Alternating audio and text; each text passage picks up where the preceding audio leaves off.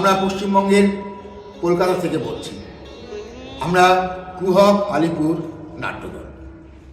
প্রথমেই আমরা আপনাদের সবাইকে আমাদের পক্ষ থেকে গভীর শ্রদ্ধা ও শুভেচ্ছা জানাচ্ছি। ন্যাশনাল স্কুল অফ ড্রামা আয়োজিত ভারত রং মহোৎসবের অন্তর্গত বিশ্ব জনরং এই বিরাট কর্মসূচিতে অংশ নিতে পেরে আমরা অত্যন্ত গর্বিত ও আনন্দিত। আমরা কুহক আলিপুর নাট্যদলের পক্ষ থেকে শুরু করছি আমাদের নাটিকা পঞ্চম বেদ। শেষে আবারও আপনাদের সবাইকে শুভেচ্ছা ও ধন্যবাদ। ভালো থাকবেন।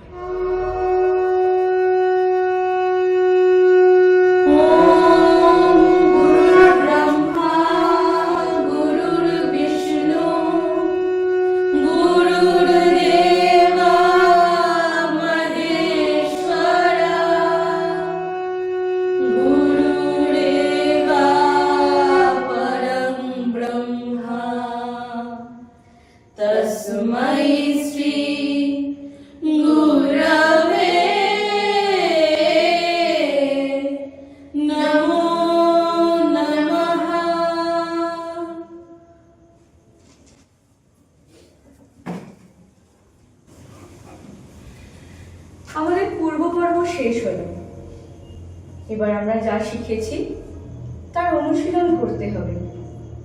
এটি কিন্তু একটি নতুন পরীক্ষা, তাই এখানে কোনো ভুল করা আমাদের উচিত না। প্রণাম মুনিবর। সর্বদা দয়ালু হও। বলো, তোমাদের আগমনের উদ্দেশ্য কি? আপনি নাট্যশাস্ত্র লেখার পর থেকে আমাদের মনে নানান প্রশ্নের উদয় হয়েছে। সেই প্রশ্নের উত্তরগুলি জানার জন্য আমরা আজকে আপনার কাছে এসেছি। বলো, বিনা দ্বিধায় তোমাদের মনে উদয় হওয়া প্রশ্নগুলি এখানে উত্থাপন করো। গুরুদেব, এই নাট্যশাস্ত্রের উৎপত্তি হলো কিভাবে? আর এই নাট্যশাস্ত্রের উদ্দেশ্যই বা কি? তুমি খুব ভালো প্রশ্ন জিজ্ঞাসা করেছো। এই প্রশ্নটি কেবল নাটকের জন্যই নয়, এ আমাদের জীবনের সঙ্গেও যুক্ত। ত্রেতা যুগের পর থেকে মানুষের মধ্যে লোভ বড় বেশি প্রকট হয়ে ওঠে। পাপ আর সংঘাতের দিকে মানুষের এগিয়ে যাওয়ার প্রবণতা দেখা যায়। তখন ইন্দ্র ব্রহ্মার কাছে প্রার্থনা করলেন এমন একটি মাধ্যম তৈরি করতে যা দৃশ্যমানতা এবং শ্রবণ শক্তিকে সঙ্গে নিয়ে মানব জাতিকে ধর্ম, অর্থ, কাম এবং মোক্ষের পথে নিয়ে যেতে পারে। ইন্দ্রের অনুরোধে ব্রহ্মা তৈরি করলেন নাট্যবেদ, যার প্রায়োগিক দিক হলো এই নাট্যশাস্ত্র। সাধু সাধু। কিন্তু মুনিবর, আমরা সকলেই জানি বেদ হলো সকল জ্ঞানের ভান্ডার। জগতের সকল রহস্যই এই বেদের মধ্যেই লুকিয়ে আছে।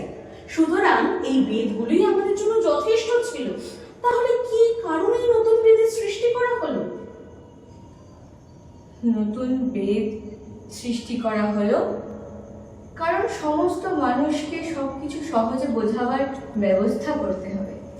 মনে রাখতে হবে, একমাত্র নাটকের মাধ্যমেই আমরা সাধারণ মানুষকে শিক্ষা এবং ধর্মের পথে এগিয়ে নিয়ে যেতে পারি।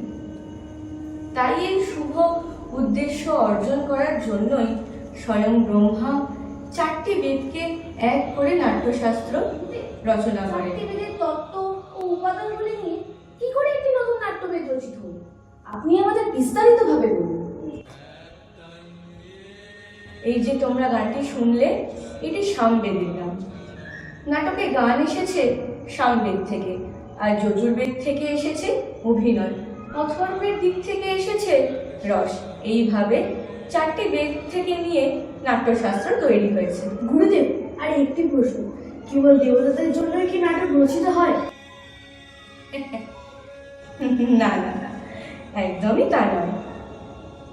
রাক্ষসরাও ব্রহ্মার প্রতি একই সন্দেহ প্রকাশ করেছিল।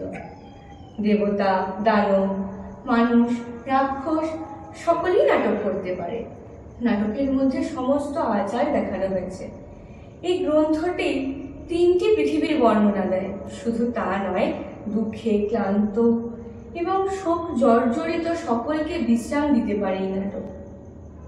নাটকের মধ্যে সমস্ত রস, সমস্ত অনুভূতি, সমস্ত শাস্ত্র, সমস্ত শিল্পকর্ম রয়েছে।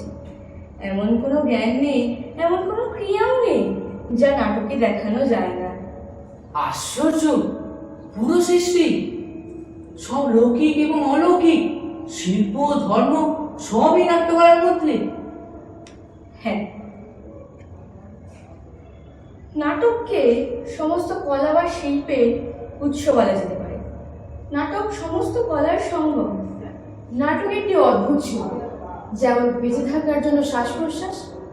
নাটক সবচেয়ে গুরুত্বপূর্ণ শিল্প, কিন্তু কেন আমাদের সমাজ এটিকে গুরুত্ব সহকারে নেয় না? আমি দেখেছি এই শিল্পকে অনেকেই অপ্রয়োজনীয়, অপ্রত্যাশিত হিসেবে বিবেচনা করে। আমরা শিল্পী, নীতি নির্ধারক নই। শিল্পই আমাদের ধর্ম। শিল্প নিয়ে আমরা পরীক্ষা নিরীক্ষা করব, নীতি নিয়ে নয়। মনে রাখতে হবে, নাটক কেবল একটি শিল্পই নয়, এটি সমাজের একটি আয়না।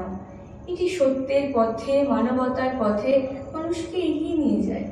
নাটক বর্ণ, ধর্ম এবং ভৌগোলিক সীমানাকে অবলীলায় অতিক্রম করতে পারে, সমাজের বৈষম্যকে দূর করতে পারে। এই অনুভূতি নিঃসন্দেহে বিশ্বকে একটি আদর্শ রূপে রূপান্তরিত করতে পারে। যথার্থ। আর কোনো সন্দেহই নেই যে শিল্প ছাড়া যে সমাজ, তা একটি পশুর সমাজ। এই তো তোমরা সব এবার বুঝতে পেরেছ, শিল্প হলো সমাজের একটি গুরুত্বপূর্ণ অংশ। শিল্প আর শিল্পীকে সম্মান দেওয়ার জন্যই পঞ্চম বেদ সৃষ্টি করা হয়েছে। আমরা বুঝতে পারলাম পঞ্চম বেদ সকল বেদের জ্ঞান নিয়েই তৈরি। তাপসবৃন্দ, আমার নাট্যশিল্পীরা তোমাদের স্বাগত জানাতে প্রস্তুত। তোমাদের জন্য তারা অপেক্ষা করছে। সেখানে গিয়ে তোমরা নাটকটি উপভোগ করো।